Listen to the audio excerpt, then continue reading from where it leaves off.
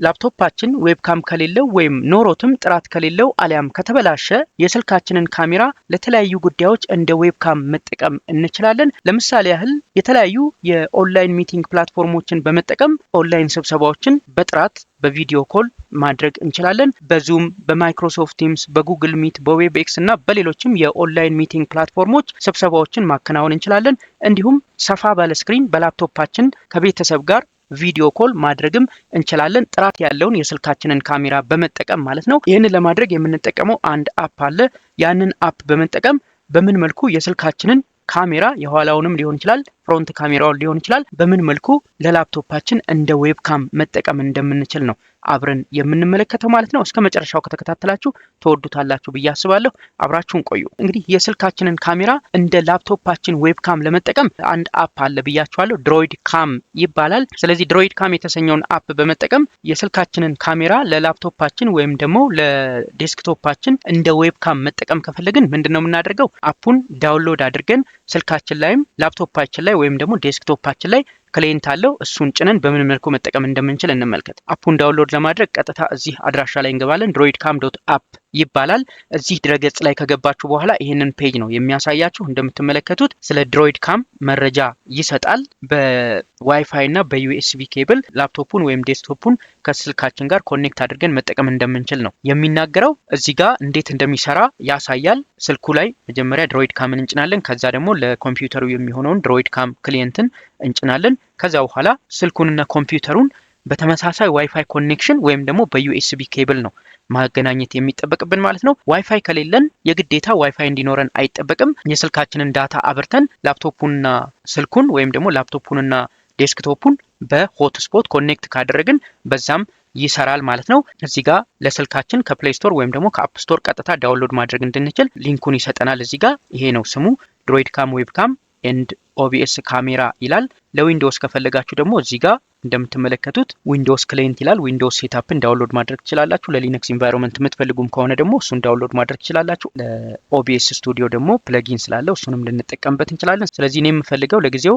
የዊንዶውስ ክሊየንት ነው። እሱን ክሊክ አድርጌ ዳውንሎድ አድርጌ መጠቀም እችላለሁ ማለት ነው። ይሄንን ፕረስ ካደረጋችሁት በኋላ ቀጥታ ዳውንሎድ ማድረግ ይጀምራል። እንደዚህ ዳውንሎድ አድርጎ ከጨረሰ በኋላ ትጭኑታላችሁ። እኔ ስልኬ ላይም ጭኘዋለሁ። እንደምትመለከቱት ስልኬ ላይ ድሮይድካም የሚል አፕ ተጭኗል። እንዲሁም ላፕቶፔ ላይም ጭኘዋለሁ። ድሮይድካም ክሊየንት ይላል። ስለዚህ አሁን ምንድነው ማድረገው? ስልኬ ላይ እና ላፕቶፔ ላይ ከጫንኩት በኋላ እንከፍታቸዋለን ሁለቱንም ማለት ነው። ስልካችሁ ላይ ለመጀመሪያ ጊዜ ስትከፍቱት ፐርሚሽን እንድትሰጡት ይጠይቃል። የካሜራ ፐርሚሽን እንድትሰጡት ይጠይቃል። ለመጀመሪያ ጊዜ ከሆነ የምትጠቀሙበት አለው ታረጉታላችሁ። ካልሆነ ካሜራውን መጠቀም ስለማይችል ማለት ነው። ስለዚህ ከስልኩ ላይም ልክፈተው እንዲሁም ከላፕቶፑ ላይም ልክፈተውና በምን መልኩ መጠቀም እንደምንችል አብረን እንመልከት። እዚህ ጋር አሁን ከስልኩ ላይ ስከፍተው ስክሪኑ ላይ እንደምትመለከቱት ፐርሚሽን እንድሰጠው እየጠየቀኝ ነው። አለው ልበለው፣ ፈቀድኩለት። አሁን እንደምትመለከቱት ስልኬ ላይ ፐርሚሽን ሰጥቼው ከከፈተ በኋላ ወዲያውኑ አይፒ አድሬስ ያሳየኛል። ከኮምፒውተራችሁ ላይ ደግሞ አፑን ከከፈታችሁ በኋላ እንደዚህ አይነት ፔጅ ነው የሚሰጣችሁ። ምንድነው የምታደርጉት? ለመጀመሪያ ጊዜ ስትጠቀሙበት እዚህ ጋር ክሊክ ቱ አድ ዲቫይስ ይላል። እቺን ክሊክ ታደርጓትና ስልካችሁን አድ ታደርጋላችሁ። ክሊክ ቱ አድ ዲቫይስ የምትለዋን እጫናለሁ። ወዲያውኑ ዲቫይሱን ሰርች ማድረግ ይጀምራል። እንደምትመለከቱት አሁን ዲቫይሱን እዚህ ጋር ስልኬን ዲቴክት አድርጎታል። የእናንተን ዲቴክት ካላረገ ምንድነው የምታደርጉት? ዩዝ ዋይፋይ አይፒ ትሉታላችሁ። አይፒ አድሬስ ስልካችሁ ላይ የሚያሳየ ስለሆነ እሱን አይፒ አድሬስ አስገብታችሁ በቀላሉ ኮኔክት ማድረግ ትችላላችሁ።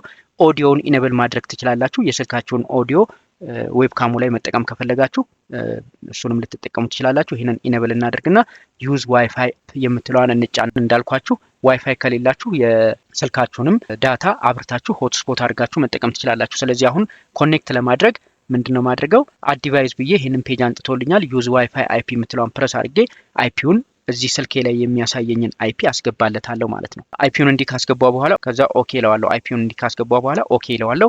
ኢሚዲየትሊ ኮኔክት ያደርጋል ማለት ነው። እንደምትመለከቱት ኮኔክት አድርጎልኛል። አሁን እየሰራው ያለሁት በፍሮንት ካሜራው ነው።